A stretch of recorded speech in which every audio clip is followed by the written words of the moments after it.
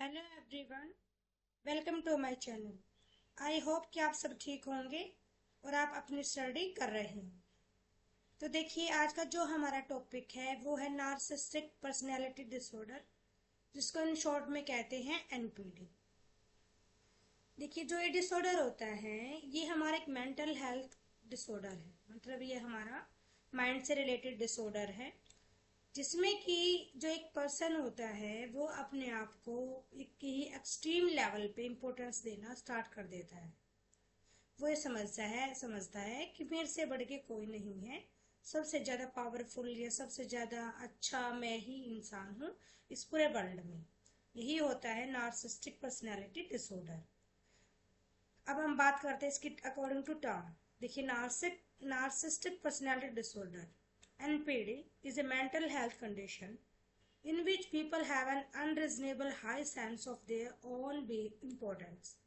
मतलब उसकी unreasonable high sense, वो खुद के बारे में अपनी बना लेता है, अपनी खुद की इम्पोर्टेंस वो एक बना लेता है जो कि बहुत ही अनरीजनेबल होती है।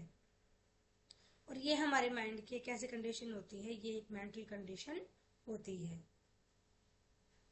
तो आगे देखिए, जैसे कि आपको यहाँ पे विजिबल होगा, जो ये एक लड़की है तो ये अपने आप को समझ रही है कि मैं एक राजकुमारी हूँ, मैं बहुत ही सुंदर हूँ। तो मतलब यही होता है नार्सिसिस्टिक पर्सनालिटी डिसऑर्डर, कि खुद के बारे में अपनी एक अलग ही राय बना के चलना। जो ये लोग होते हैं ना, जो एनपीडी वाले पेशेंट्स होते हैं, इनको बहुत ज्यादा इनको नीड फील होती है और ये बहुत ज्यादा सिक होते हैं किसको लेके, कि जो इनको टू मच अटेंशन इनको चाहिए होती है। सेकंड, कि ये चाहते हैं कि जो पीपल है वो इनके एडमायर करे, वो इनकी तारीफ करते रहें।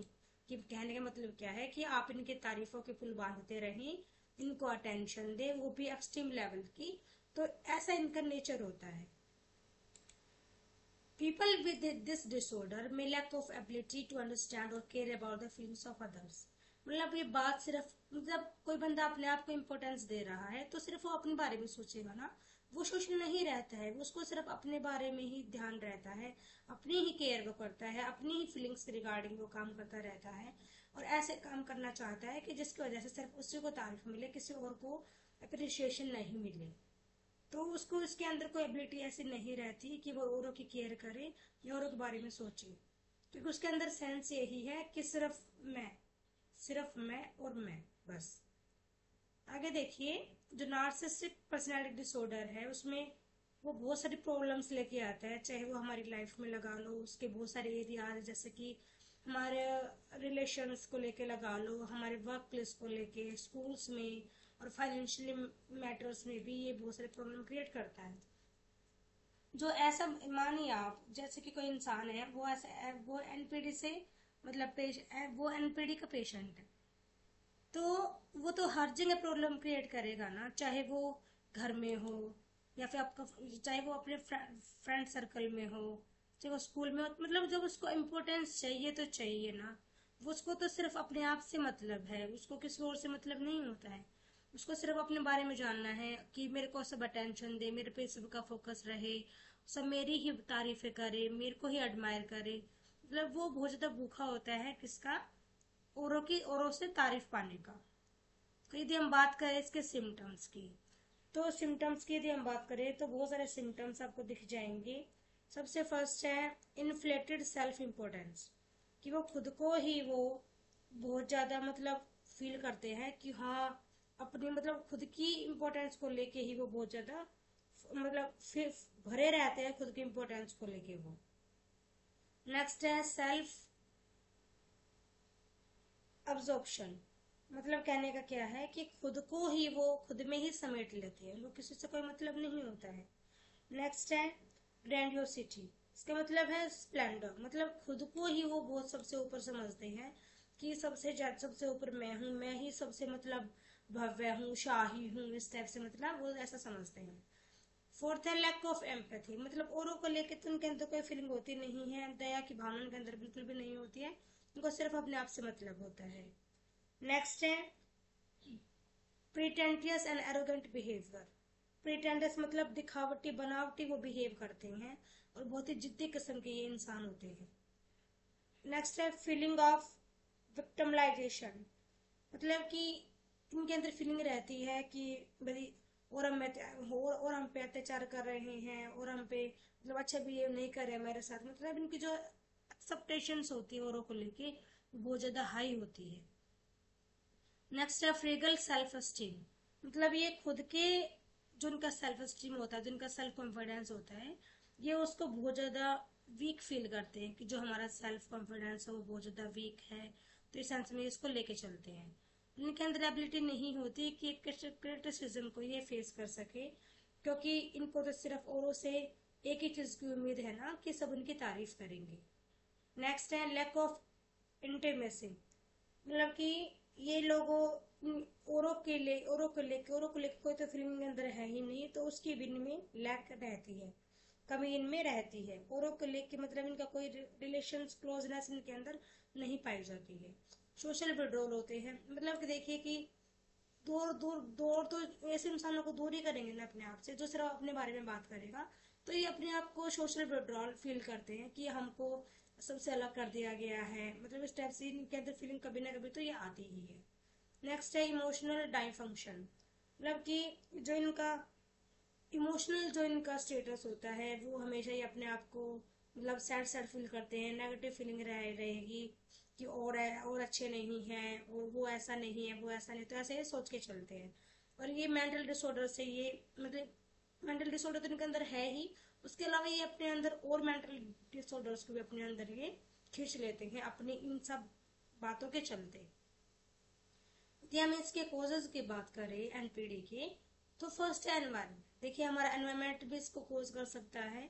मानिए कि यदि मदर को प्रॉब्लम है एनपीडी की, तो ऑब्वियस सी बात है कि बच्चों में भी आएगी। उसको जो मतलब जो घर में बच्चे होंगे, हस्बैंड होंगे, तो उनको भी प्रॉब्लम आएगी। चाहे वो हमारे स्कूल में भी सेम प्रॉब्लम हो सकती है। यदि आपके किसी फ्रेंड को है, या आपके मतलब कि किसी भी नॉन को है, तो वो आपको भी वो इफेक्ट कर सकता है। तो ऐसे ऐसे इंसान से आप बच के रहें तो अच्छा है। नेक्स्ट है जेनेटिक। जेनेटिक भी हो सकता है, यदि आपकी फैमिली में किसी को पहले थी तो हो सकता है आपको भी हो, पर इसकी पॉसिबिलिटी कम होती है, पर हो सकता है मे बी। थर्ड है न्यूरोबायोलॉजी। एक कनेक्शन होता है। न्यूरोबायोलॉजी मीन्स क्या होता है? Connection between the brain and the behaviour and thinking. Connection होता है हमारे ब्रेन और बिहेवियर के बीच में और हमें थिंकिंग के बीच में। तो वहां पे कुछ प्रॉब्लम आ जाती है, उसके चलते भी हम एनपीडी के पेशेंट हम बन जाते हैं। यदि हम बात करते हैं इसके ट्रीटमेंट्स की, तो देखिए सबसे फर्स्ट है साइकोथेरेपी। सबसे पहले तो उसको साइकोथेरेपी बताया जाएगा। एक साइकोथेरेपी मीन्स क्या होता है, मैं आपको पहले बताया था, टॉक थेरेपी। बात की जाती है पेशेंट से कि आपको क्या प्रॉब्लम है, किस किस टाइप की आप प्रॉब्लम फेस कर रहे हैं, मतलब इनकी रिगार्डिंग हम उससे बात करेंगे अच्छे से। नेक्स्ट है ग्रुप थेरेपी। ग्रुप में बिठा के बात की जाएगी। भी जैसे ग्रुप में थेरेपी देने का मतलब क्या है कि और लोगों के भी यहाँ पे व्यूज लिए जाएंगे कि आप बताइए क्या क्या ऐसा पॉसिबल है जैसा ये चाह रहे हैं। मतलब इस टाइप से एक तरीके से हम कहें तो ग्रुप डिस्कशन करा के उसका ट्रीटमेंट किया जा सकता है। नेक्स्ट है मेडिकेशन टैबलेट्स वगैरह चलती है, इसके लिए पूरा एक प्रोसीजर होता है, उसको भी फॉलो किया जाता है। नेक्स्ट है boundaries settings and self care. कुछ बाउंड्रीज बना देते हैं जो साइकोलॉजिस्ट होते हैं कि आपको सिर्फ औरों से इतना ही उम्मीद करनी है, या आपको सिर्फ इतना ही एक्सपेक्ट करना है औरों से कि बस वो मेरे लिए इतना ही करे, सिर्फ इतना ही। मतलब आप एक बाउंड्री लाइन बना के चलें और अपनी सेल्फ की आप केयर करें। फिर इसमें नेक्स्ट है हमारा सपोर्टिव एनवायरनमेंट, कि सपोर्ट करने वाला एनवायरनमेंट हम उसको दें जो पेशेंट है हमारा, कि उसके फैमिली हम उसकी फैमिली को बुलाएं, उनको बताएं कि आपको इसका ऐसे ऐसे सपोर्ट करना होगा। तो ये सारे इसके ट्रीटमेंट है। तो ये था एनपीडी के बारे में। इन शॉर्ट में मैंने आपको यहाँ पे by the help of notes बताने की कोशिश की है कि क्या होता है एनपीडी डिसऑर्डर, क्या इसके सिम्टम्स होते हैं, कैसा हम इसका ट्रीटमेंट करेंगे, क्या क्या इसका मतलब जो पेशेंट होता है उसमें क्या क्या प्रॉब्लम होती है, और क्या वो चाहता है सोशल से, हमारे समाज से, सोसाइटी से वो क्या चाहता है। तो देखिए दोबारा एक बार थोड़ा सा हम पढ़ लेते हैं कि हमने क्या किया आज की वीडियो में। हमने किया एनपीडी, नार्सिसिस्टिक पर्सनैलिटी डिसऑर्डर, जो कि एक मेंटल हेल्थ कंडीशन होती है किसी भी पीपल की, जिसमें कि जो पेशेंट होता है उसमें अनरीजनेबल हाई सेंस होती है अपनी खुद की इम्पोर्टेंस के बारे में। जो ये ऐसे पेशेंट्स होते हैं, ये अटेंशन सीकर होते हैं।